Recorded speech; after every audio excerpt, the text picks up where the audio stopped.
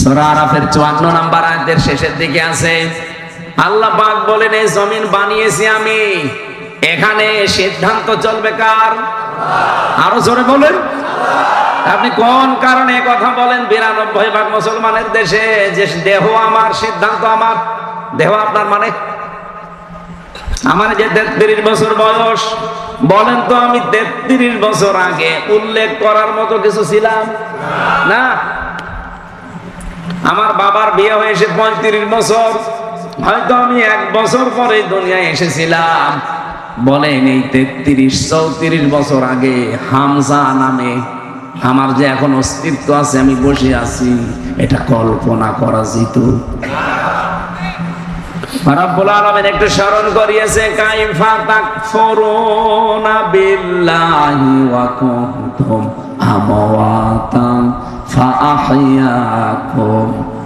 কেমন করে মানুষ আমার সাথে কুফরি করে, আমার নাফরমানি করে, আমার সাথে অবিচার করে, মানুষ কি করে আমার বিধান মানতে চায় না, অথচ লোকটা মৃত ছিল, আমি নিজে তাকে জীবন দিয়েছি। বিজ্ঞান এখন আয়াত নিয়ে প্রমাণ করছে, এটা তাফসিরে কাবিরের ভেতরে পাবেন। আল্লামা ফখরুদ্দিন রাজি রাহমাতুল্লাহ আলাইহি উনি আয়াতের ব্যাখ্যা করতে গিয়ে লিখলেন যে আল্লাহ কাইফা শব্দটা না দিয়ে তো তাকফুরুনা বিল্লাহি ওয়া কুনতুম আমওয়াতান দিতে পারতেন। কেন কাইফা শব্দ আগে ব্যবহার করলেন কেন? যারা এখানে বালাগাত মানতিক পড়ায় অনেক আলেম বসে আছে, দেখবেন কাইফা শব্দটা প্রায় 7টা বা 11টা অর্থে আমি পেয়েছি। তার একটা অর্থ আছে, কাইফা আল্লাহ ব্যবহার করেন ওই সমস্ত শব্দের আগে, ওই কথা বলার আগে যেই কথা আল্লাহ নিজেও বিশ্বাস করতে পারেন না, মানে আল্লাহরও বিশ্বাস হতে চায় না, এরকম কোন কথা বলার আগে কাইফা বলা লাগে। বলেন তো এখন যদি কেউ বলে আমির হামজা 1 ঘন্টা আগে জেনা করে আসলো, আপনি বিশ্বাস করুন? যারা চোখ করে আছেন আপনার কি মনে হচ্ছে যে আমি করে আসলাম? কি বুঝলেন এখান থেকে বলেন তো? যে আমার মতো একটা কাঠ মোল্লা, আমি কাঠ দিয়ে মনে হয় বানানো, আমার মতো একটা কাঠ মোল্লা এতটুকু হুজুর যদি জেনা করে এসেছে আপনি বিশ্বাস না করেন, আল্লামা দেলাওয়ার হোসাইন সাইদি জেনা করেছে, এটা আপনি বিশ্বাস করেন কি করে?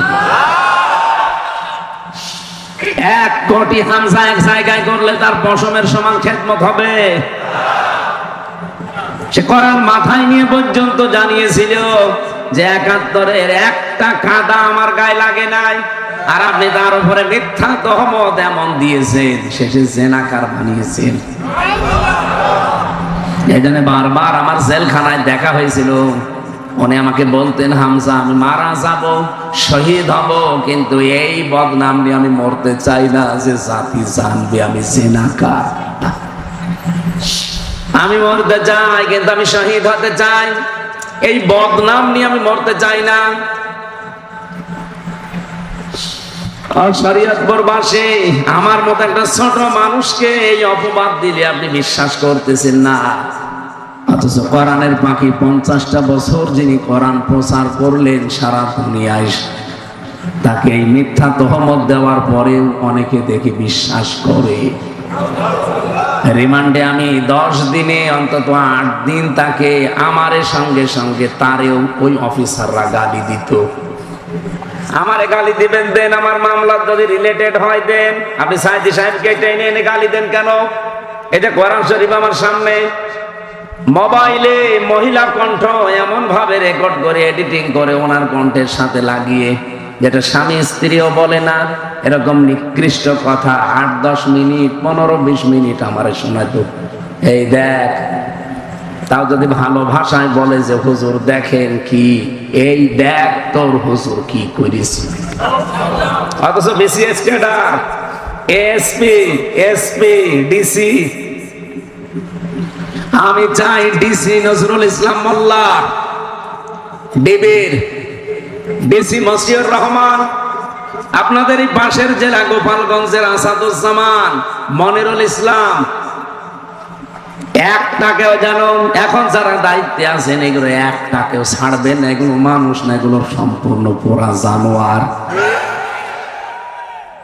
আর আমার মনে হয় কাউন্টার টেররিজমের এই ইউনিটটা তুলে দেওয়া দরকার, কোনো কাজ নেই। আন্দাজে মুসলমানদেরকে বিশ্বের সামনে জঙ্গি নাটক সাজানোর জন্য হাসিনা এদের বানিয়েছিল, সেইটাই ওরা করেছে। জঙ্গি যে নেই তার প্রমাণ বাংলাদেশে 9 মাস। আপনি বলেন তো একটা জঙ্গি 9 মাসে ধরা পড়েছে? কোথায় পেয়েছেন ভণ্ডামি? এখন যিনি ডিএমপির কমিশনার শেখ সাজ্জাদ হোসেন, উনি 2-3 দিন আগে এটা জানিয়েছে বাংলাদেশে জঙ্গি বলে কিছু নেই, সবগুলো ওদের সাজানো নাটক। আমার নামও দিয়েছিল জঙ্গি মামলা, আমি নাকি বাংলা টিমের প্রধান। কি এটা? আমি ওনারে বললাম যে স্যার কি? আমরাও জানি না। তা আপনি জানেনই না আর আপনার নামে মামলা অলরেডি দিয়ে দিয়েছেন, যে তাও এক জেলা না, সারা বাংলাদেশের নাকি আমি প্রধান।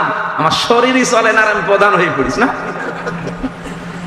জেলে যে একজনকে পেয়েছিলাম আব্দুল মতিন, হচ্ছে আল্লাহ দলের সভাপতি সারা বাংলাদেশের।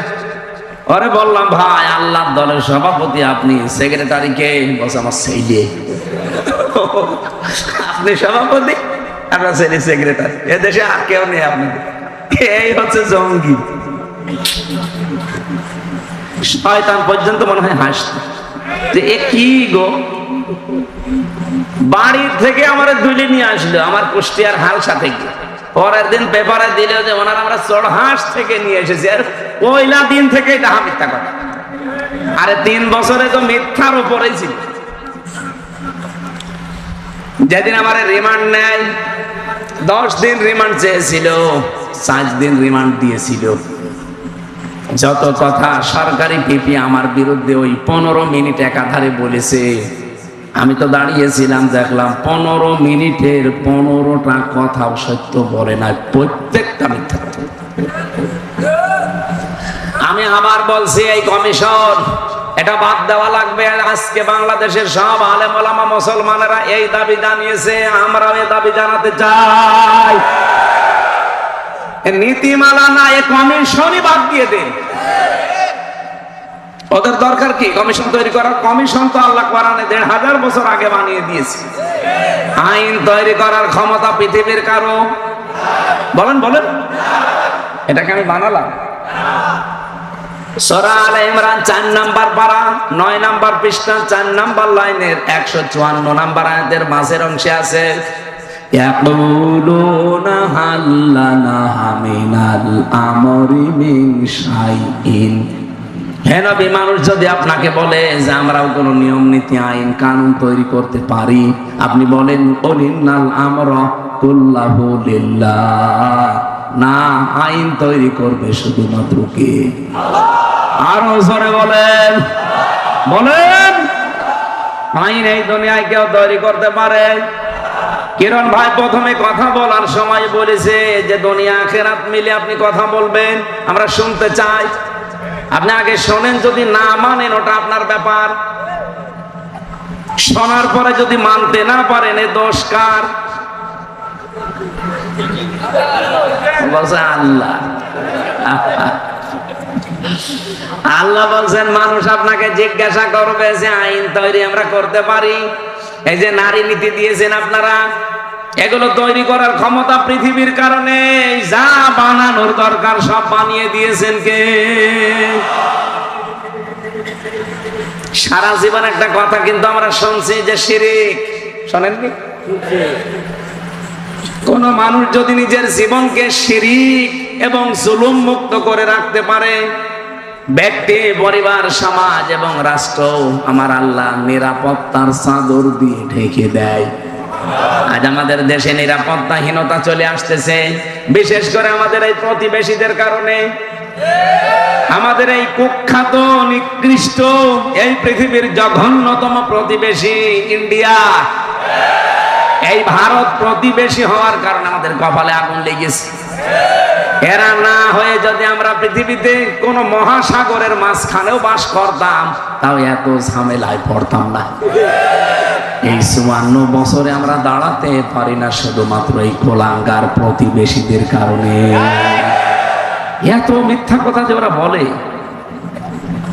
এই যে কিছুদিন আগে মাইক্রোসফট রিপোর্ট দিয়েছে 257টা দেশ নিয়ে, 257 দেশের রিপোর্ট আমি পড়ে দেখলাম তামাম পৃথিবীতে সব চাইতে বেশি মিথ্যা তথ্য সরবরাহ করে ভারত।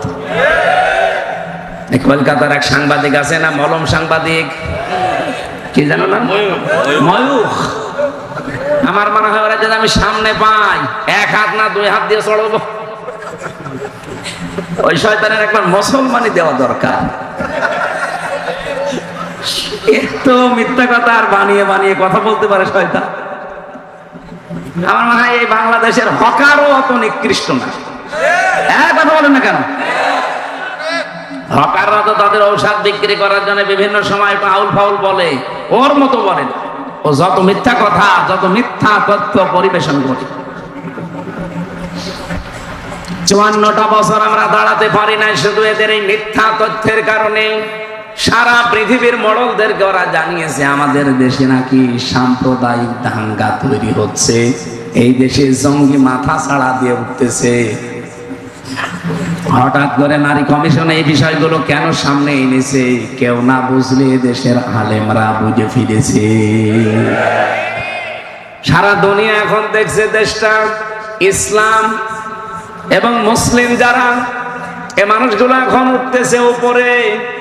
আগস্টের 5 তারিখের আগে এই দেশে মাত্র 100 জনের 15 জন মানুষ বলতো আমরা ইসলাম চাই। কতজন? মাত্র 15 জন। 100 জনের 15 জন। তার ভেতরে হাশেমি সাহেব হয়তো একজন। কি আপনি জিজ্ঞাসা করেন? 100 জনের ভেতরে যদি 15 জন এই দেশে ইসলাম চায়, আব্দুর রব হাশেমি একজন। কথা বলা লাগবে। এখনকার জরিপ বের করেন, বাংলাদেশে এখন 100 জনের কমপক্ষে 77 জন মানুষ বলছে আমরা ইসলাম চাই।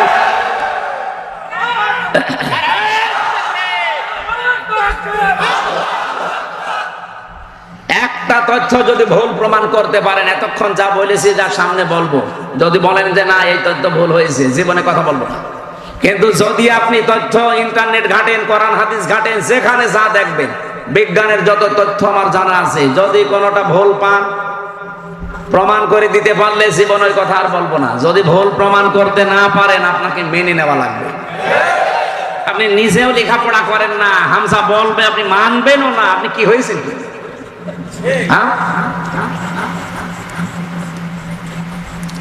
100 জনের 77 জন মানুষ যখন বলছে আমরা ইসলাম চাই, গোবিন্দ পরামানিকের মতো মানুষ, এটা মুসলমান কি সভাপতি, সে যদি বলে যে এই দেশে ইসলাম যদি আসে আমরা অন্য ধর্মের মানুষেরা নিরাপদে থাকতে পারবো, আপনার কি হয়েছে?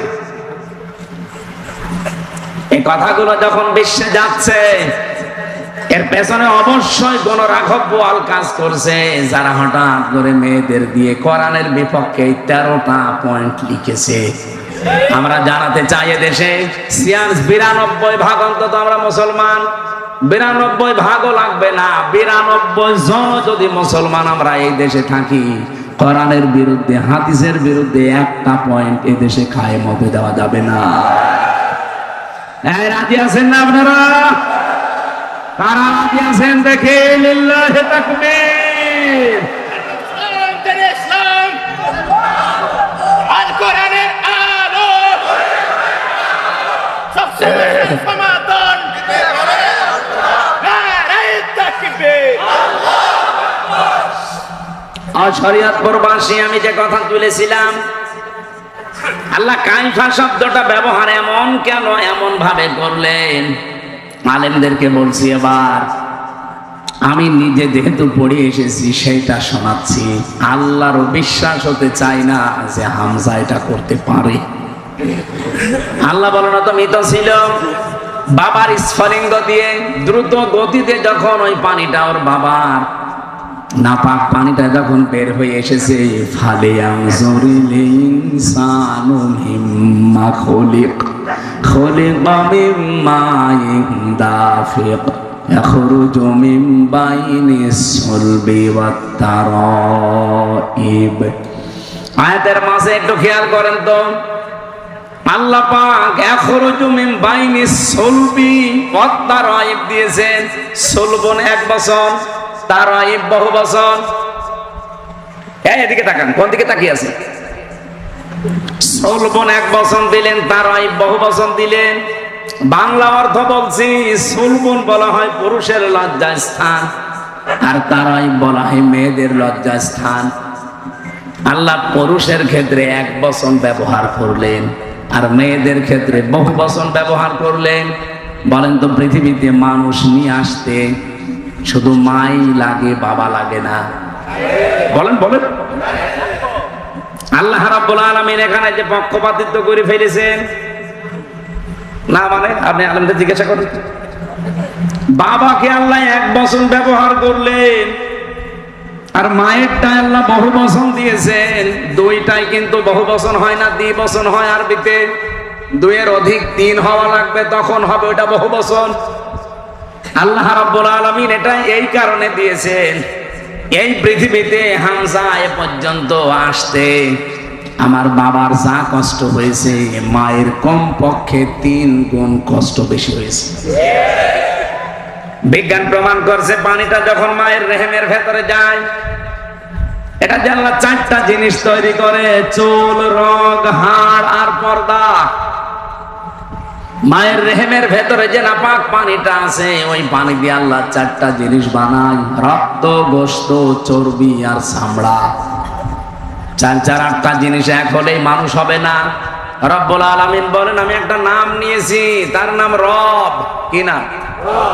এই রব নামের কারণে আমার পক্ষ থেকে তাকে 5টা জিনিস দয়া করে ভিক্ষা দেয়। এই জন্য কায়ফা দিয়েছেন। আমি নিজে করে ভিক্ষা দিলাম এই 5টা: শ্রবণ শক্তি, দর্শন শক্তি, বাক শক্তি, আকেল শক্তি আর ঘ্রাণ শক্তি।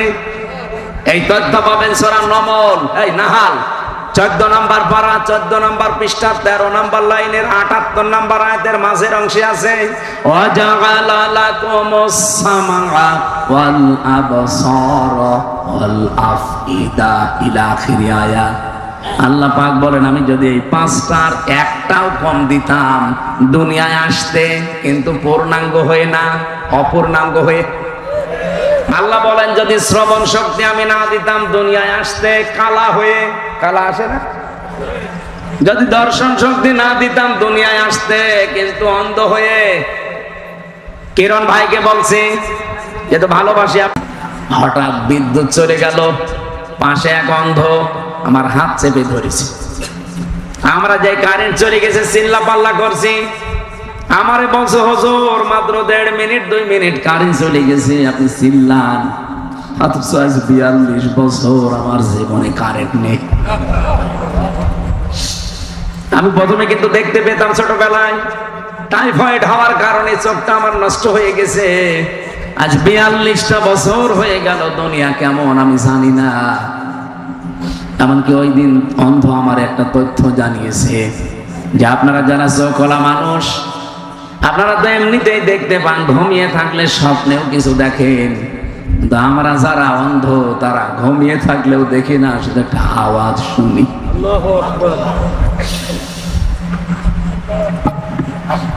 নড়িয়া বাসে জীবনে কিছু না পেলেও কোনো আফসোস নেই, চোখ পেয়েছি, দেখতে পাচ্ছি। কথা বলেন না কেন?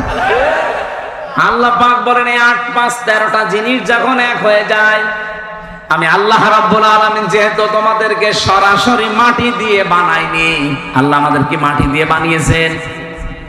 বলেন না, কি দিয়ে? মাটির নির্যাস দিয়ে। ওয়ালাকাদ খালাকনাল ইনসানা মিন সুলালাতিন মিন তিন সুম্মা জাআলনাহু নুতফাতান ফি করারিম মাকিন। বলেন আল্লাহু আকবার। মাটির নির্যাস দিয়ে আল্লাহ আমাদেরকে বানিয়েছে। ও শরীয়তপুরবাসী, আমার প্রশ্ন, আল্লাহ মাটি তাহলে বানিয়েছে কি দিয়ে? আপনি কি ঘুমাচ্ছেন? ঘুমিয়ে পড়লে হবে না, এখনো ঘন্টা খানেক সময় দেওয়া যাবে না। এখনই ঘুমিয়ে পড়ছেন মানে? বলেন মাটি আল্লাহ কি দিয়ে বানিয়েছে? আপনি গাজীপুরে যান, মৃত্তিকা গবেষণাগারে, মাটিকে দেন, দেখবেন 10টা জিনিস তারা বের করে দেবে। আমি এগুলো বিজ্ঞান থেকে পেয়েছি। অক্সিজেন আছে মাটির ভেতরে, সিলিকন আছে, অ্যালুমিনিয়াম আছে, আয়রন আছে, ক্যালসিয়াম আছে, পটাশিয়াম আছে, সোডিয়াম আছে, ম্যাগনেসিয়াম আছে, নাইট্রোজেন আছে, হাইড্রোজেন আছে। এই 10টা জিনিস আছে মাটির ভেতরে। আপনার মার বাবা দুইজন মিলে 4 4 8টা। মাটির ভেতরে গোনা গোনা আছে 10টা। 8 আর 10 বলেন বলেন। এটা ক্লাস চলছে, ক্লাসের মতো ছাত্রের মতো জবাব দিবেন। 18 হয়েছে। আপনি এখন এই তথ্যটা 3.5 হাত বডির ভেতরে যা পাবেন, 5.5 কেজি রক্ত পাবেন, 9768 প্রকার চামড়া পাবেন এই 3.5 হাত বডির ভেতরে। এক একটা জায়গায় 360টা জোড়া পাবেন, বিভিন্ন জায়গায় জয়েন্ট দেওয়া আছে। এই যে যতটুকু জায়গায় এই আঙ্গুলের ভেতরে 153টা রেখা আছে। এই পৃথিবীর সবচাইতে আশ্চর্য বিষয়, দুনিয়া তৈরি হওয়ার পর থেকে আজকের এই দিন, এখান থেকে কিয়ামত পর্যন্ত সবকিছু যদি মিলে যায়, মানুষের এইটা মিলবে না। আল্লাহ পাক বলেন 8 আর 10 যেহেতু হয়েছে 18, মানুষ তৈরি করতে কমপক্ষে 23টা উপাদানের প্রয়োজন হয়। আমার আল্লাহ নিজের পক্ষ থেকে আমি বললাম কয়টা? 5টা। বলেন বলেন। 18 আর 5 23টা। এই 23টা জিনিস যখন পরিপূর্ণ হয়ে যায়, ফেরেশতারা তখন বলে আল্লাহ এর ছেলে বানাবো না মেয়ে বানাবো? সিদ্ধান্ত দেয় কে? আপনি যে বললেন আমার শরীর আমার সিদ্ধান্ত, কোথায় পেয়েছেন আপনি? আপনার কোন সিদ্ধান্ত চলবে না। সিদ্ধান্ত যা দেওয়ার ওই সে শুরু আরম্ভ করেছেন সিদ্ধান্ত দেওয়াকে। ওয়াল্লাযী ইউসাউবিরুকুম ফিল আরহামি কাইফা ইয়াশা। সূরা আলে ইমরান 3 নাম্বার পারা 9 নাম্বার পৃষ্ঠা 6 নাম্বার লাইনে 6 নাম্বার আয়াতের প্রথম অংশে আছে, তিনি সে আল্লাহ যিনি মায়ের রেহেমের ভেতরে তোমাদের আকার আকৃতি তৈরি করেন। এটা কারো কাছে জিজ্ঞাসা করে আল্লাহ করেছেন? বলেন বলেন। কারো কাছে জিজ্ঞাসা করা লাগে নাই, উনি যা ইচ্ছা তাই সিদ্ধান্ত নিয়ে করেছেন। সুতরাং এই সমস্ত আইনগুলো সব ভাওতা, বানানো আইন, এগুলো সব বাতিল করা লাগবে। আমার দেহ আমার সিদ্ধান্ত, এটা কুফরি কথা, এটা আল্লাহর সাথে শিরিক। বলেন না কেন? যেহেতু আমরা নিরাপত্তা হারিয়ে ফেলছি, প্রতিবেশীদের কাছ থেকে এখন নিরাপত্তা আমরা নেই, আর ওদের কাছ থেকে নিরাপত্তায় কেউ নেই। ওদের সাথে মালদ্বীপের মিল নেই। যে কয় আমার সাথে যে হুজুর ছিল মালদ্বীপে, এরপরে শ্রীলঙ্কায়, ওদের পাশাপাশি যত দেশ আছে আপনি দেখেন, একটা দেশ ওদের কাছে নিরাপদ না। মালদ্বীপ নিরাপদ না, শ্রীলঙ্কা নিরাপদ না, ভুটান নিরাপদ না, পাকিস্তান নিরাপদ না, আফগানিস্তান নিরাপদ না, মায়ানমার নিরাপদ না। আমরা হালকা নিরাপদ ছিলাম, বুবু ছিল, বুবু নেই। আমরা বুবু চলে যাওয়ার পর থেকে আমরা নিরাপত্তায় ভুগতেছি।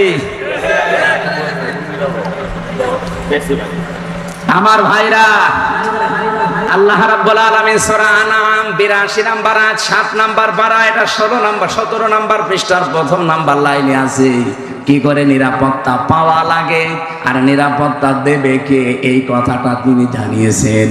আল্লাযীনা আমানু ওয়া লাম ইয়ালবিসু ঈমানাহুম বিযুলমিন উলাইকা লাহুমুল আমন ইলা আখিরি আয়াত।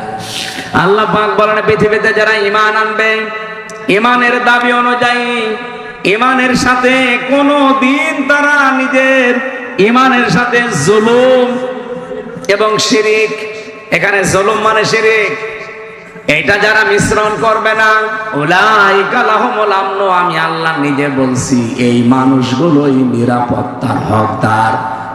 আমাদের নিরাপত্তা রাশিয়া দিতে পারবে না, আমাদের নিরাপত্তা আমেরিকা দিতে পারবে না।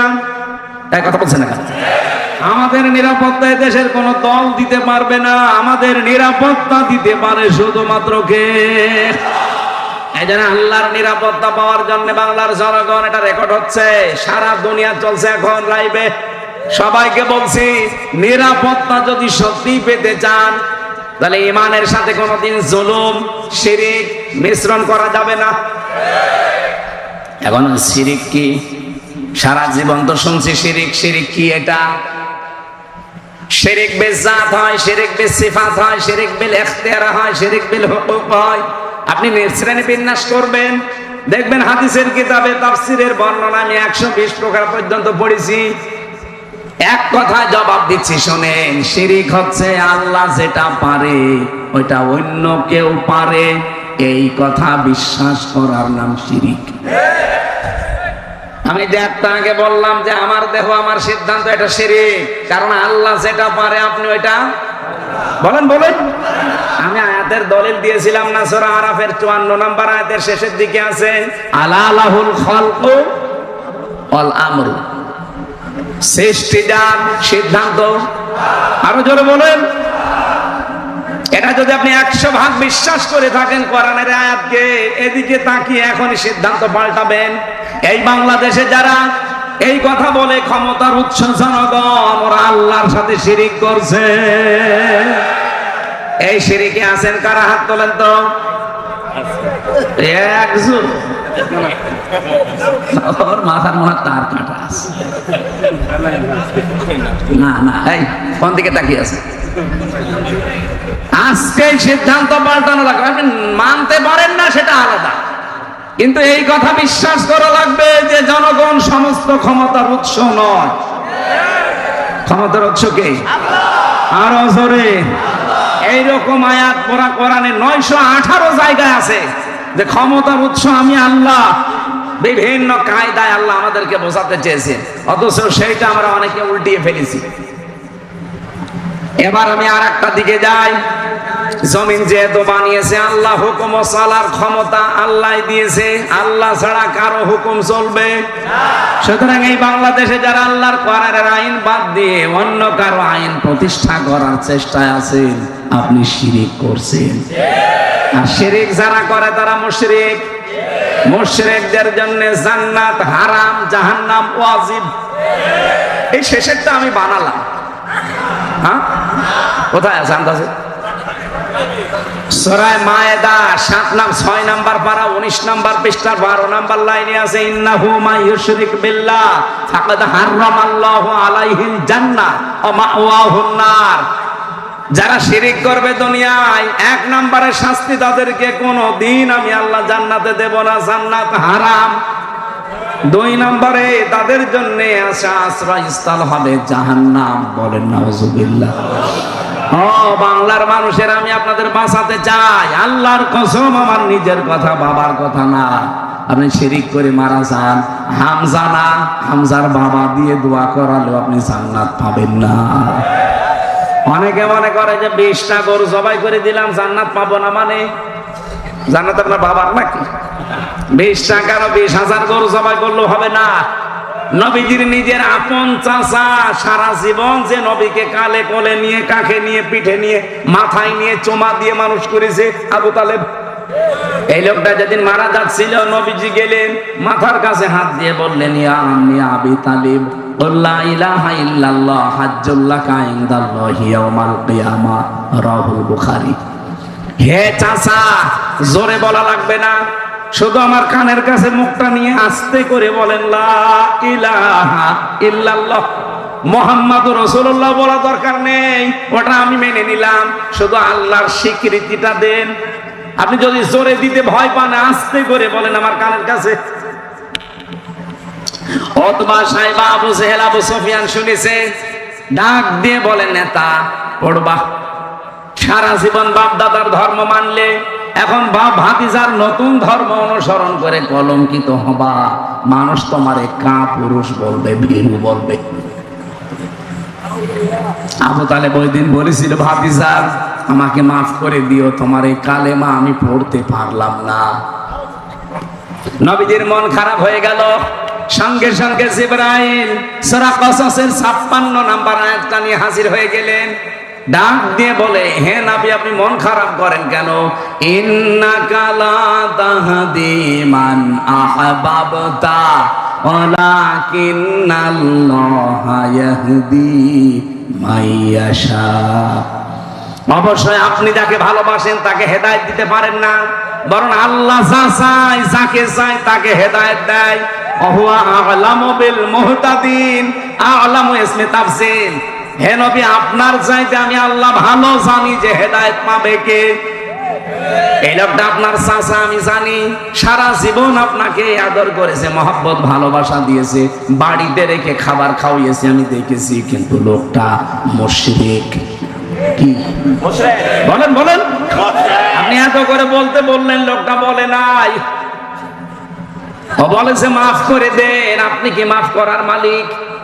মাফ করার মালিক কে? বলেন বলেন। আল্লাহ ছাড়া মাফ কেউ করতে, আরো জোরে বলেন। এরপরেও নবীজি তার কবরের পাশে যে হাত তুলেছিলেন, রব্বুল আলামিন আমার চাচা আবু তালিবকে তুমি মাফ করে দাও। সঙ্গে সঙ্গে জিবরাইল এসে বলে, হে নবী হাত নামান। কার জন্য হাত তুলেছেন? মা কানা লিন-নাবিয়্যি ওয়াল্লাযীনা আমানু আইয়াস্তাগফিরু লিল মুশরিকিন ইলা আখিরি আয়াত। সূরা তাওবা 113 নম্বর আয়াত, 11 নম্বর পারা, 4 নম্বর পৃষ্ঠা, 4 নম্বর লাইনে আছে, হে নবী হাত নামান। কার জন্য হাত তুলে আপনি বসে আছেন? এই লোকটা আপনার চাচা আমি জানি। আপনি যদি নবীও হন, এমনকি কোন নবীর জন্য পৃথিবীতে কোন মুমিনের জন্য জায়েজ নেই যে কোন মুশরিকের জন্য আল্লাহর কাছে সে ক্ষমা চাবে, যদিও এটা নিজের নিকট আত্মীয় হয়। শরীয়তপুরবাসী যে নবী জীবনে কোনোদিন হাত তোলা লাগে নাই, মনের ভেতরে কামনা আসলেই কবুল হয়ে গেছে, সেই নবী হাত তুলে বসে আছে, আল্লাহ হাত ফেরত দিচ্ছে। আর বাংলাদেশে টাটকা মুশরিক মরে যাচ্ছে, আর আমরা দোয়া করে গরু জবাই করে জান্নাতে দিয়ে আসছি, মনে হচ্ছে জান্নাত ওর বাবার। আপনি মন খারাপ করছেন আমি জানি ভাই, এইটাই সত্য কথা, এইটাই হক কথা। বাংলাদেশে বহু মানুষ আমরা দেখতে পাচ্ছি অলরেডি মুশরিক হয়ে গেছে। আপনি শিরিক করলে আপনি মুশরিক। আল্লাহর আইনের পাশে কাউকে দাঁড় করাবেন না, সে যেই হোক। আল্লাহর আইন চাই, আল্লাহর আইন চাই, সত্যের শাসন চাই। এই শিরিকটা বাংলাদেশ থেকে তুলে দেওয়া লাগবে। শহীদ আল্লামা দেলাওয়ার হোসাইন সাইদি রহমতুল্লাহ আলাইহি একটা শিরিক সংসদ থেকে উনি তুলে দিয়েছে। আগে সংসদে যাওয়ার সময় মাথায় এভাবে ঝোকানো লাগতো। যারা আছে এমপি সাহেব জিজ্ঞাসা করে দেখেন, ওই শিরিকটা উনি তুলে দিয়েছিলেন আইন পাশের মাধ্যমে, বিল উত্থাপন করার মাধ্যমে। আজ পর্যন্ত ওটা এখনো বলবৎ আছে। সুতরাং সামনে যারাই আসবেন, আমরা চাই দেশে তারা শিরিক মুক্ত করবেন, যেন আমরা নিরাপত্তায় থাকতে পারি। কারণ যারা শিরিক মুক্ত পরিবার, সমাজ, রাষ্ট্র করে তুলবে, তাদের নিরাপত্তা দেবে সব দিক থেকে কে? যত ওরা শক্তিশালী হোক, কিচ্ছু করতে পারবে না। কিছু যদি করতে পারে বড় দেশ হিসাবে ছোট দেশকে, তাহলে শ্রীলঙ্কা, সিঙ্গাপুরের কিছু করতে পারত। সিঙ্গাপুর বাংলাদেশের তুলনায় এ জেলা কয় কিলো হবে বলেন তো? শরীয়তপুর এদিক ওদিকে, হ্যাঁ না না, এই জেলা কমপক্ষে 170 কিলো হবে না এদিক ওদিকে। অথচ সিঙ্গাপুর পুরা আমি ঘুরে দেখেছি মাত্র 42 কিলোমিটার। এইদিক ওইদিকে মাত্র 42 কিলো, তাও সাগরের মাঝে একটা দ্বীপ। এতটুকু একটা দেশ, তাম দুনিয়ায় 10টা দেশের 257টা দেশের ভেতরে তারা 10 নম্বরে আছে। মানে সব দিক থেকে তারা এত উপরে কেন? আমরা ছোট আছি, তাতে কি হয়েছে? ইন্ডিয়া মনে করে আমরা 29 ডবল বড় এদের চাইতে, মায়ানমার বলে আমরা 6 ডবল বড় এদের চাইতে, আর চীন যে কত বড় আমরা তো জানি।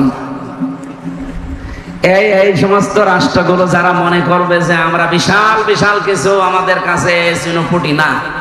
আমাদের নিরাপত্তার মালিক আমরা বিশ্বাস করি, মনে করি কে? আর আল্লাহ বলছেন এটা পাওয়ার জন্য তোমাকে ইমানের সাথে শিরিক আর জুলুম মিশ্রণ করা যাবে না। আর সেটা সবচাইতে বেশি হয়েছে বাংলাদেশে। আমাদের ইমানে ভেজাল শিরিক আছে না নেই? সব জায়গায় শিরিক। তাকান, বিশ্বাসের ভেতরে একেবারে 100% বিশ্বাস, শিরিক ঢুকে বসে আছে। নামাজ পড়ে, রোজা রাখে, হজ করে এসেছে, তাহাজ্জুদ পড়ে, কিন্তু বিশ্বাস আল্লাহর উপরে। আমি ওই যে বলেছিলাম না, আল্লাহ যেটা পারে ওইটা অন্য কেউ পারে, এই বিশ্বাস করার নাম কি? মেয়েদের ভেতরে শিরিক আছে। ওদের যদি একটু অসুখ বিসুখ হয়, যদি সন্তানাদি একটু বিয়ের পরে না হয়, ও পাগল হয়ে যায়। হুজুরের কাছে যাবে, আপনাদের সুরেশ্বরী তো আল্লাহর ওলি বসে আছে, এরপরে পাশে এই যে আটরসি বসে আছে, চলে যাচ্ছে সেখানে বউ নিয়ে, বলে বাবা কিচ্ছু চাই না, কে চাও? ছেলে চাই। মনে হচ্ছে ছেলে নিয়ে বসে আছে। চিস্তিনগর সেদিন বগুড়া জেলায় তারেক রহমান সাহেবের গ্রামে এক লোক এসে বলছে, হুজুর আপেল পড়িয়ে দেন। আমি সূরা ফাতিহা পড়ে ফু দিলাম, আমার কানের কাছে মুখ নিয়ে বলছে, হুজুর এমন ভাবে আপেল পড়বেন যেন ছেলে হয়। আপেল দিলাম ফেলে। আচ্ছা আপেল কল ফেলে দিস কেন? আরে ভাই আপেল পড়ে যদি ছেলে হইতো আমার ম্যাডামের 3টে মেয়ে হইতো না, আমি খালি আপেল খাওয়াতাম।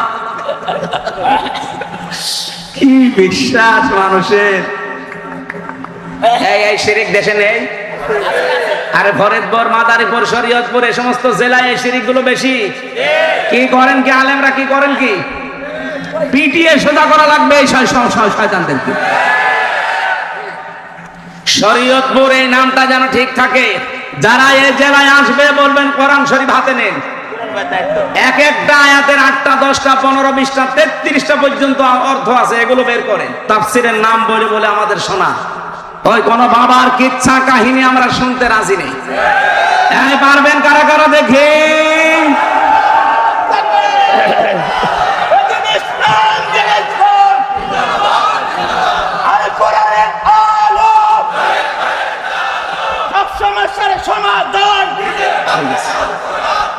সমান্ত ভাইরা, আমরা যে কথা তুলেছিলাম সে কথার সারমর্ম এই, অমান আমিলা বিহি আদালা কি অমান হাকামা বিহি আদালা। কোরআন দিয়ে যারা বিচার করতে পারে তারা ন্যায় বিচার করতে পারবে। 54 বছর আমরা কোরআনের বিচার দেখেছি?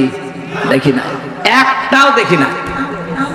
যদি দেখতে পারতাম আপনি বাংলাদেশকে মিনি জান্নাত দেখতে পারতেন। আমি বাইরের দেশগুলোতে গিয়েছি, কোরআনের আইন নেই, শুধু আইন আছে, তাই তাদের দেশে শান্তি। এই যে মালয়েশিয়া, সিঙ্গাপুর, থাইল্যান্ড এই সমস্ত দেশে কোরআনের আইন নেই 100 বার, মালয়েশিয়াতেও নেই, কিন্তু আইন যা আছে ওই আইনগুলোর প্রয়োগ আছে। এত শান্তি সেখানে বসবাস করে, অথচ 54 বছরও আমরা আজ পর্যন্ত দাঁড়াতে পারলাম না। মালয়েশিয়া 2004 সাল থেকে দাঁড়িয়ে গেছে। কয় বছর হয়? 21 বছরে দাঁড়িয়ে গেল, আর আমরা 54 বছরও দাঁড়াতে পারিনি। এত মারিং কাটিং করলে দাঁড়াবো কি করি বলেন? এত মেরে খেলে দাঁড়াবো কি করি? আমি যে হাদিস পড়েছিলাম, হাদিসের বাংলা কি বলবো? আবার নিজের দিকে টেনে নিয়েন না। আমি হাদিস বলছি, এই দোষ নবীজির নাকি না? মানে আমি তো অ্যাডভার্টাইজ করছি, মানে দাহা মালাই সালাহু ফালাইসা মিন্না।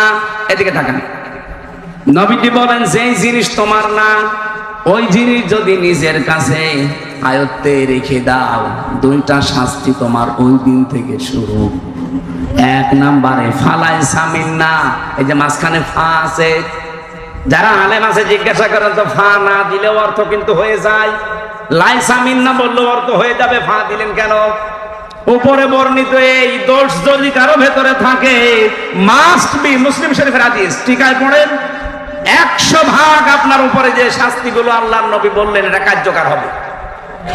কি কি পাপ? কি পাপ? হচ্ছে যেই জিনিস আপনার না, ওইটা যদি আপনার নিজের আয়ত্তে নিয়ে নেন। আপনার জিনিস না, আপনি নিজের আয়ত্তে ওইটা রেখে দিয়েছেন, ওই দিন থেকে ফালাইসা মিন্না, আপনি নবীর উম্মত আর নেই। বলেন এই 15.5 বছরে যে জিনিসের মালিক আপনি ছিলেন না সেই জিনিস আপনার আয়ত্তে নিয়েছেন এমন মানুষ নেই? আমার নিজেরটাই তো 32 লাখ টাকা নিয়েছে প্রশাসন আমার কাছে, আমার বাবার কাছে। ধরার পরে 10 লাখ নিয়েছে। যেদিন ধরে ওই দিনই বলেছে 50টা মামলা দেবো যদি 10 লাখ টাকা না দেয়। মনে হচ্ছে মামলা ওদের সব রেডি করা আছে, শুধু নাম ঢুকিয়ে দেবে। আমার বাবা তো গ্রাম্য মানুষ, ও ভয়ে এদিক ওদিক করে ধার কবজা করে বেশি কিনে টাকা দিয়ে 8 লাখ দিয়েছি। শয়তানরা কথা ঠিক রাখে না, টাকাও নিয়েছে, পরের দিন আপনার মামলাও দিয়েছে। এভাবে খাপসায় ওরা টাকা নিয়েছে প্রায় 32 লাখ। আকিস গ্রুপে চাকরি করতাম, তাদের কাছেও নিয়েছে প্রায় 33 লাখ। এই যে টাকাগুলো নিল, এই টাকাগুলোর মালিক কি ওরা? এই কথা বলছেন এখানে। আর এখন বিভিন্ন অফিসার মাফ চায়, বলো হুজুর মাফ করে দিয়ে। মাফ করে দিয়ে মানে এক জিয়া সাহেবের গ্রামে গিয়েছিলাম মাহফিলে আগস্টের 5 তারিখের আগে, ওটা মনে হয় মে মাসে। আমার সব কমপ্লিট, পুলিশ এসে এমন তাড়া দিয়েছে মাঠের ভেতরে, আমি 1.5-2 কিলোমিটার খালি দৌড়িয়েছি। আমার গাড়িটা ধরে নিয়ে থানায় আটক করে দিল। আমার ড্রাইভার পর্যন্ত, আগে যে ড্রাইভার ছিল তারে নিয়ে, এবং মৌলানা আব্দুল বারী ভাই বলে একজন ছিল বগুড়ার, তার পর্যন্ত গাড়ি নিয়ে আটক করে রেখে দিল। দেখ আমারে তো আর খুঁজে পাইনি, আমি তো এদিক ওদিক করে এদিক ওদিক চলে গেছি। পরে খবর পাঠিয়েছে যে 1,15,000 টাকা দেওয়া লাগবে। কেন না দিলে এমন কিছু দেব যে আবার আপনি চলে যাবেন। কি গো, কেবল বের হয়ে আসলাম 3 বছর পর, আমার এখনো ঘাস শুকায়নি। শেষে বাড়ি ভাই বিভিন্ন জায়গা থেকে ধার কর্জ করে 1,13,000 টাকা দিয়েছিল। তারপরে গাড়ি ড্রাইভার ছেড়ে দিয়েছে। এই আগস্টের 5 তারিখের পরে তো সব উলট পালট হয়ে গেছে। আর বগুড়া তার এক জিয়ার জন্মস্থান না, ওখানে যা ছিল ওই দিনই পাল্টিয়েছে। ও তো পালিয়েছে ওসি, ওরে একেবারে পাল্টিয়ে দিয়েছে সেই টেকনাফে, কক্সবাজারে। আমি সেদিন সিরাজগঞ্জে মাহফিল করে গোল চত্বরে বসে আছি, কিভাবে খবর পেয়েছে জানি না। এসে আমার বলছে হুজুর আসসালামু আলাইকুম, কে আপনি? বলছে আমি সেই ওসি আবুল কালাম আজাদ। আরে ভাই আপনারই খুঁজতেছি, আসুন। কি হুজুর ওই যে সেই টাকা নিয়েছিলাম মাফ করে দিন। মাফ তো করবো, আগে টাকা ফেরত দে। মাফ তো আমি করতে, আমি একেবারে 2 পা খুলে বসে আছি, আপনারা মাফ করে দিলাম, খালি টাকাগুলো ফেরত দে। বলছে আমার নামে বিভাগীয় মামলা হয়েছে, আমার ট্রান্সফার করে দিয়েছে, আমি খুব ঝামেলায় আছি, আপনি কোনো মাহফিলে যেন বলে ফেলেন না, তাহলে আমি ওখানেও থাকতে পারবো না। টাকা কবে দেবেন বলেন? ও সময় নিল 7 দিন, 1 লাখ টাকা ফেরত দিয়েছে। আর বলছে 13,000 টাকা আপনি মাফ করে দিয়েন, আমি মিষ্টি খাবো। ঠিক আছে যা। বাংলাদেশে পুলিশ টাকা ফেরত দেয়, এটা মনে হয় ইতিহাস। যারা আছে জিজ্ঞাসা করে দেখেন তো, কিরণ ভাইও তো অন্তত মামলা মোকদ্দমায় পড়েছে। পুলিশ টাকা নিলে ফেরত দেয়, এটাই বাংলাদেশের প্রথম ইতিহাস। এই আবুল কালাম আজাদ ওসি 5 আগস্টের পরে, আগে হলে আর দিত না। আগে হলে আমার মনে হয় আমার আরো সমস্যা হতো। এখন এই যে মানুষগুলো যা নিল, এত বললাম 1 লাখ, আর ওই যে 32 লাখ আর হাকিজের 33 লাখ, ওগুলো দেবে কে? এই সবগুলো গোপালগঞ্জের মানুষেরা নিয়েছে। কারণ আমার এই 10 দিনের রিমান্ডে প্রায় 7 দফা যারা গেছে, তার ভেতরে প্রায় 5 দফায় গোপালগঞ্জে বাড়ি। এই যে মনিরুল ইসলাম, কথা বলছেন না কেন? আসাদুজ্জামান, আসাদুজ্জামান মানে ওই যে ওইটা না, ওই বুড়োটা না, এই যে জোয়ানটা না, মিয়ার আমি পাইনি। আসাদুজ্জামান যেটা কাউন্টার টেররিজমের প্রধান ছিল, এটা একটা টাটকা নির্ভেজাল শয়তান। আর একজন পেয়েছি গোপালগঞ্জের, এই খুলনার মাদারীপুরে, এটা মাদারীপুর না, শরীয়তপুর, মাদারীপুরের ওই জায়গায় ট্যাকের হাটে বাড়ি। আমার মামলার আয়ু ওইটা, ও মিজানুর রহমান, কাজী মিজানুর রহমান। এই শয়তান আমার আকিস গ্রুপের কাছ থেকে মনে হয় এই খ্যাপসায় খালি টাকা নিয়েছে। ওরা বলছে তুই কি আমাকে টাকা পাস? না, টাকা দেওয়া লাগবে। স্যার বিরক্ত হয়ে শেষ পর্যন্ত থাপ্পড় দিতে গেছে যে এ কি গো, আমি হুজুরকে চাকরি দিয়েছিলাম আমার মসজিদের ইমামতি করার জন্য, আর আমি কি ক্ষতি করেছি? আমি তার একটা উপকার করলাম। এভাবে যত টাকা নিয়েছিলেন আমি চাই 15.5 বছরে যার কাছে যা নিয়েছেন আপনারা সব ফেরত দিয়ে দেন, কারণ ওগুলোর মালিক আপনারা একটাও না। এক কথা বলেন না কেন? নবীদের হাদিস ছিল যেই জিনিস আপনার না ওইটা যদি আপনি নিজের আয়ত্তে নিয়ে নেন, দখল করেন, ছিনতাই করেন, চাঁদাবাজি করেন, চাঁদাবাজিটা আমার বলা ঠিক না, মানে এ জেলায় মনে হয় এসব নেই। যদি থাকে যার জিনিস নিয়েছেন ওটা যদি আপনার না হয়ে থাকে ওটা ফেরত দিয়ে দেন। ভাই আপনি কিন্তু খুব মুসিবতে আছেন। এক নম্বরে আপনি ওই দিন থেকে আর নবীর উম্মত নেই, যতই নামাজ পড়েন রোজা রাখেন আর আপনি হজ করে আসেন। আমার কথা বোঝা গেছে ভাই? যেই জিনিস যার না ওই জিনিস দাবি করলে সে নবীর উম্মত, যেন নবীর উম্মত থাকে না। 2 নাম্বারটা আরো কঠিন, সে যেন জাহান্নামে একটা স্থান বরাদ্দ করে নিল। বলেন নাউজুবিল্লাহ।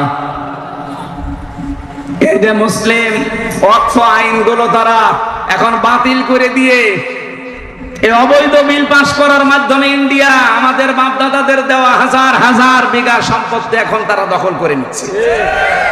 ইসরায়েল তাদেরকে 1940 সালে এই ফিলিস্তিনের মানুষগুলো থাকতে দিয়েছিল দয়া করে, আমরা যেমন রোহিঙ্গাদের দিয়েছি এইভাবে, অথচ শয়তানরা এখন তাদেরকে উৎখাত করে সব দখল করে নিচ্ছে। এই কথা বলেন না কেন? যে জিনিস যার না ওইটা ফেরত দেওয়া লাগবে। এ জেলায় যদি কেউ এরকম কর্মকাণ্ডে থাকেন, যাই দখল করেছেন, যাই নিয়েছেন, যাই চিন্তাই করেছেন সব ফেরত দিয়ে দিন, নাই তো আপনার সবকিছু শেষ।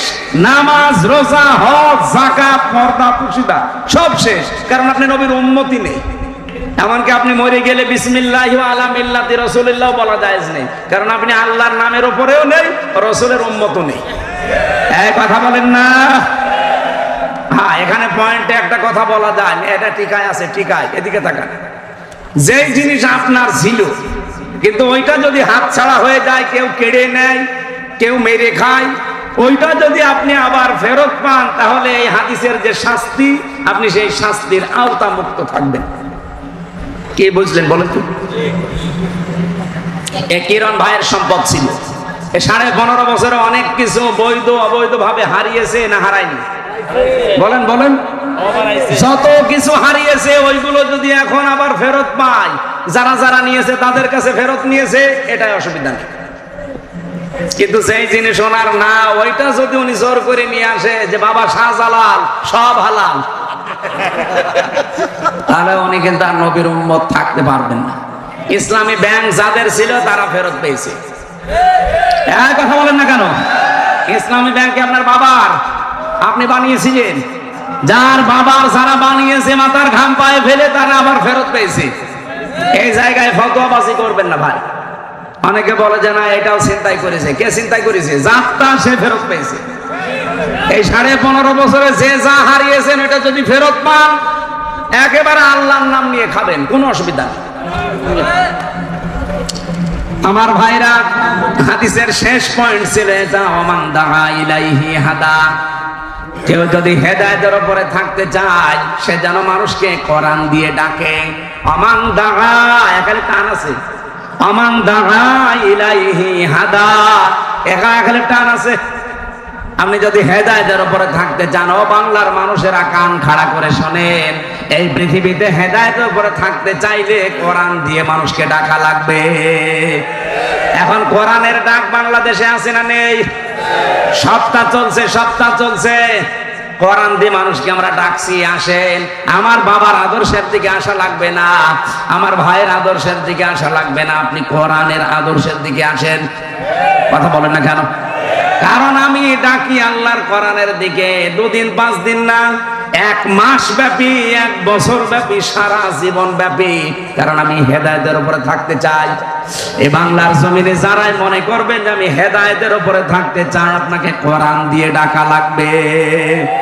হ্যাঁ, এটা যদি আপনার কাছে রাজনীতি মনে হয়, এইটাই আমার রাজনীতি।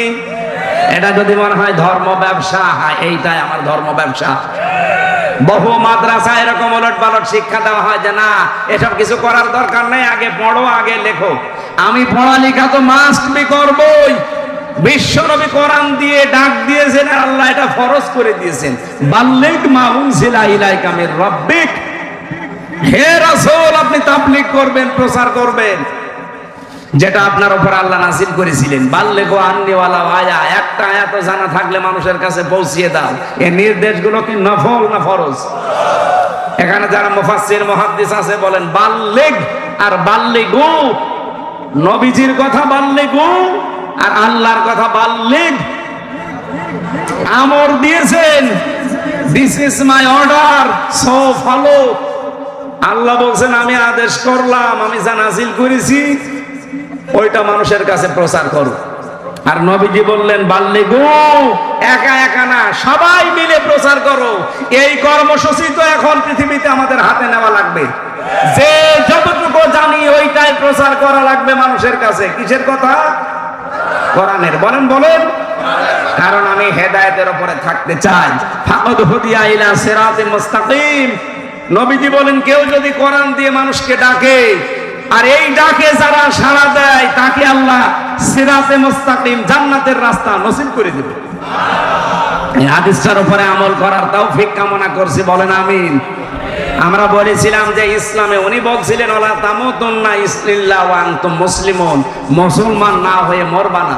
আর আমার আলোচনা, আপনি মুসলমান হতে হলে ইসলামে প্রবেশ করা লাগবে। এখন আমার প্রশ্ন হচ্ছে, আমি তো ইসলামে আছি, যে দুখুলু ফিস সিলমি কাফা, তোমরা পরিপূর্ণভাবে ইসলামে প্রবেশ করো। আমি পরিপূর্ণ ইসলামে আছি না ইসলাম থেকে বের হয়ে গেছি, এটা জানার পদ্ধতি আছে না নেই? আরো জোরে বলেন। আমি যে পরিপূর্ণ ইসলামে আসলাম কাফা, এখানে সালমন সিলমন দুইটা আছে।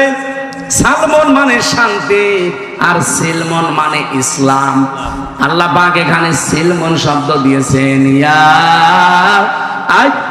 আইয়ুহাল্লাযীনা আমানু উদখুলু ফিস সিলমি কাফা।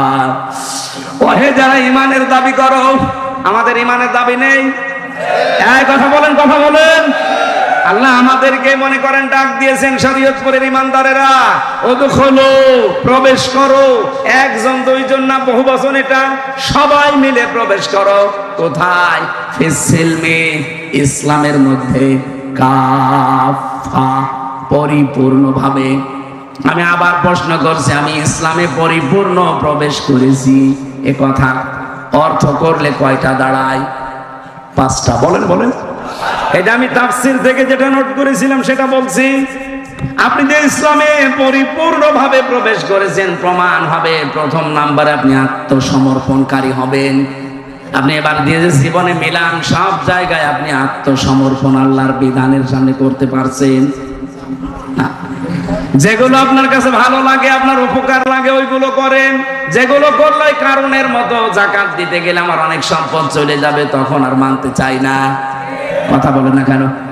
2 নাম্বারে আপনার প্রত্যেকটা কাজে ইখলাস লাগবে। আমি নাম ধরেই বলছি, এবার আপনার মন খারাপ হয় হোক।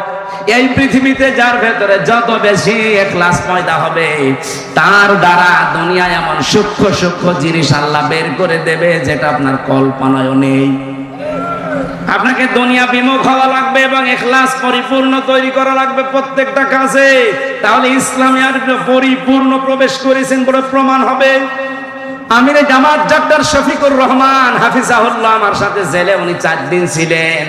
আমি বোঝার জন্য বলছি, এই লোকটার ভেতরে আমি ইখলাস পেয়েছি, আল্লাহর উপরে তাওয়াক্কুল, ভরসা পেয়েছি এত বেশি।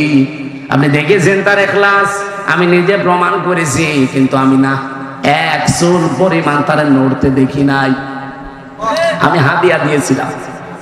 আমি মনে করলাম ব্যক্তিগত কাজে খরচ করবে, মসাবা করে হাদিয়া দেওয়ার সঙ্গে সঙ্গে টাকা দেখেও নাই, কি দিচ্ছি তাও না, নিয়ে সঙ্গে সঙ্গে উনি দিয়ে দিল। 5 যে আছে বলে খরচ করে ফেলেন। আর আমরা যত বড় নাম বলেন আমাদের, বাকি আমি কাউকে পাইনি এভাবে। দুনিয়ার এই যে মহব্বতটা, এটা যত বেশি আপনি দূরে সরিয়ে রাখতে পারবেন, দুনিয়া বিমুখ যত বেশি হতে পারবেন, তত বেশি আমার আল্লাহ আপনার ভেতরে ইখলাস পয়দা করে দেবে। সাংবাদিক প্রশ্ন করছে, এত ভালো আপনারা, এত বছর দল করেন, ইসলামে মানুষ আসে না কেন? এদেশে ইসলাম ক্ষমতায় যায় না কেন? উনি জবাব দিয়েছেন, দেখেন মুয়াজ্জিনের দায়িত্ব আযান দেওয়া, সবাই কি মুয়াজ্জিনের ডাকে নামাজে আসে? বলেন না কেন? এখন দোষ কি মুয়াজ্জিনের না যারা আসে না তাদের? ডাক তো আমরা ঠিকই দিই, আপনি না আসলে আমি কি করব? আমি করতে পারতাম যদি আমার হাতে ব্যাকআপ থাকতো, ক্ষমতা থাকতো। আমার গ্রামে একটা জেনা করেছিল নারী আর পুরুষ, বিচার আমি তখন জেলে যাইনি 20 সালে, 21, 22, 23 এগুলোই ছিলাম ভেতরে। ওর আগের বছরে আসলো, আমি ফতোয়া চাচ্ছে যে ফতোয়া দেন, যেহেতু মুফতি ফতোয়া দেওয়া লাগবে। ফতোয়া দিলাম যে জেনাকারীর শাস্তি হচ্ছে যদি প্রমাণ হয় 4 জন সাক্ষী পাওয়া যায়, 4 জন না 50 জন মিলে দেখিস। এখন শাস্তি হচ্ছে তার মাটির ভেতরে পুঁতে ফেলবেন, বুক পর্যন্ত পাথর দিয়ে ইট দিয়ে মেরে সঙ্গে সার করে মেরে ফেলবেন। এ ফতোয়া দেওয়া পর্যন্ত আমার শেষ। আমি যদি এটা দুনিয়ার মানুষকে বলতাম যে কার্যকর করেন, তো আমার মনে হয় মহিলাকে সঙ্গে সার করার আগে আমার সঙ্গে সার করে ফেলত। পুলিশ আমার ওই দিন ধরে নিয়েছে, বলতো না যে হুজুর আপনি ফতোয়া দেবেন, দেন, কার্যকর করতে গেলেন কোন কারণে? এদেশে কোরআনের আইন চলে। কি বলতাম আমি? সঙ্গে সার ওই মহিলার বাদ দিয়ে আমার শুরু করতো না? বলেন বলেন। কিন্তু আমার হাতে যদি আইন থাকতো, ক্ষমতা থাকতো, আমি যদি ওই জায়গায় বসার পাওয়ার নিয়ে থাকতে পারতাম, যার আইন দিয়েছিলাম ওটা কার্যকর করে দম নিতাম। এই কথা বলেন না কেন? আর এরকম বিচার যদি বাংলাদেশে অন্তত সারা দেশ মিলে মাসে 5টা করতাম, জেনা করা দূরের কথা, পুরুষ মানুষের স্বপ্ন তো সব বন্ধ হয়ে যেত। এখলাস তৈরি করা লাগবে ভাই, আমাদের এখলাস নেই। উনি কি জবাব দিয়েছিলেন? জীবনে আপনার মাথায় আসবে যে আযান তো আমরা ঠিকই দেই, মানুষ না আসলে দোষ তো আমার না, মুয়াজ্জিনের দোষ, যারা আসে না তাদের দোষ। এজন্য আমাদের প্রত্যেকটা জায়গায় আমার মনে হয় ইখলাস বাড়ানো দরকার। 3 নম্বরে উন্নত চরিত্র তৈরি করা লাগবে। এই পৃথিবীতে সবচাইতে উন্নত চরিত্রের, উত্তম চরিত্রের অধিকারী ছিলেন মুহাম্মাদুর ওয়া ইন্নাকা লাআলা খুলুকিন আযীম। তার 63 বছরের জীবন পড়ে আছে।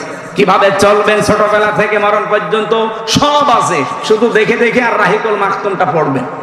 উন্নত চরিত্রের অধিকারী যত বেশি হবেন, আপনি মনে করবেন আমি ইসলামে প্রবেশ করেছি। 4 নম্বরে এটাই গুরুত্বপূর্ণ বিধান, আকীদা বিশুদ্ধ করা লাগবে। আমি আবার নাম ধরছি ভাই, আমি কোরআন সামনে তো এই জন্য বলছি। বাংলাদেশে একটা মাসলুম দল জামাত ইসলামী বাংলাদেশ, এদের ওপরে একটা তহমত লাগানো হয় সারা জীবন যে এদের আকীদা ঠিক নেই। কেন আপনি এই কথা বলেন বলেন তো? কি আকীদা পেয়েছেন তাদের ভেতরে? বাংলাদেশ জামাত ইসলামীর আকীদা এই দেশে আল্লাহর আইন আল্লাহর জমিনে কায়েম করা, এইটা তাদের আকীদা। যদি এর বাইরে জামাত ইসলাম যারা করে তাদের কোনো আকীদা থাকে, তারা এখানে এসে বলুক, আমি এক্ষুনি তাদের তওবা করাবো। বলেন বলেন তো, মুরব্বী যাই কয়টা এখানে বসে আছে যারা জামাত ইসলাম করে, ওদের জিজ্ঞাসা করে দেখেন, ওদের যদি আকীদা আল্লাহর জমিনে আল্লাহর আইন বাদ দিয়ে অন্য কিছু থাকে, ওদের আমি তওবা পড়াবো। বলেন আপনি কেন এই মাসলুম দলটার উপরে এই তহমত লাগিয়েছেন? আপনার আকীদা ঠিক আছে? ফাঁসির দড়ি গলার কাছে চলতেছে, এরপরেও নিজের আল্লাহর আইন থেকে পিছপা হয়নি। আমি নিজে দেখেছি তো কত মানুষ বেঈমান হয়ে গেছে আমার সামনে।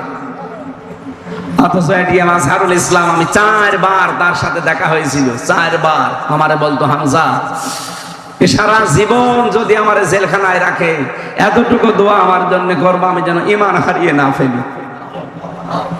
আমি মাত্র 3 বছরে আমার জীবন অর্ধেক করে দিয়েছি। আর লোকটা মুরব্বী মানুষ, আমার দাদার বয়সী, 13 বছর পড়ে আছে, এখনো মাথা নত করেন। মীর কাসেম আলী, আপনাদের এই যে নদীর ওই পারে বাড়ি মনে হয়, মানিকগঞ্জে বাড়ি না? শহীদ মীর কাসেম আলী রহমতুল্লাহ আলাইহি। কিছু মানুষ বলে হুজুর খালি নাম ধরে বলেন। আরে ভাই, নাম না ধরলে তো আপনি টেরও পান না, বোঝার চেষ্টাও করেন না। এই মানুষগুলোকে কাছ থেকে দেখেছি। ফাঁসি হবে 3 ঘন্টা পরে, কারারক্ষীরে বলছে আমি ঘুমালাম 2 ঘন্টা, 1 ঘন্টা আগে আমার ডাক দিও। আপনি বলেন আমার আকীদা ঠিক নেই। আপনার আকীদা কি? ওই জায়গা না। আপনারা যদি এখনই বলি যে 5 দিন পর আপনি মরে যাবেন, আপনি মনে হয় এখনই মরে যাবেন। 5 নম্বরে লেনদেন সঠিক করা লাগবে। কি কথা বললেন না কেন? লেনদেন আমাদের আছে। যেই দোকানে বাকি খাই, আমার মনে হয় ওই দোকানের সামনে দিয়া যায় না, পাশ দিয়ে ঘুরে যায়। আপনার লেনদেন ঠিক আছে? এই 5টা বিষয়, এক একটার উপরে লক্ষ লক্ষ কথা আমি নোট করেছিলাম। অনেক রাত হয়ে গেছে। আর মেয়েদের উপরে আমি নিজে একটা বই লিখেছি জেলখানায়, একটা শিক্ষিত মানুষদের জন্য লিখেছিলাম সৃষ্টি নিয়ে। ওই যে যেগুলো বলছে আরম্ভ করেছিলাম, বলতে পারলাম না, ওগুলো সবের ভেতরে লিখা আছে। শিক্ষিত মানুষরা নিলে কাজে লাগবে, 120 পৃষ্ঠা। আর এটা হচ্ছে মেয়েদের দাম্পত্য জীবনের সমাধান। কলহ যাদের তৈরি হয়, মেয়েদের সাথে ঝগড়াঝাঁটি, মনোমালিন্য